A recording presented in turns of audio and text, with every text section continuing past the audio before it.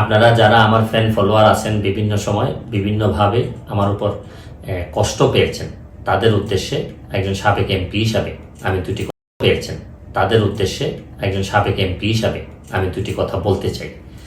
আমি আপনাদের এই সংস্কার, কোটা সংস্কার যে আন্দোলন, এই আন্দোলনে বা বৈষম্য বিরোধী ছাত্র আন্দোলন, এই আন্দোলনে কোটা সংস্কারের জন্য আমি সবসময় আপনাদের সাথে ছিলাম এবং এটাতে যারা আহত নিহত হয়েছেন তাদের পক্ষেও, এই বিচারের পক্ষেও আমি ছিলাম। কিন্তু আমার ব্যর্থতা হচ্ছে কি, আমি আপনাদেরকে বুঝাইতে পারি নাই। এটার জন্য আমি সম্পূর্ণ ব্যর্থ হয়েছি এবং আমি এই ব্যর্থ হওয়ার জন্য আমার যারা ফলোয়ার আছেন, যারা আমাকে নিয়ে প্রত্যাশা করেছেন, সবার কাছে আমি দুঃখ প্রকাশ করতেছি।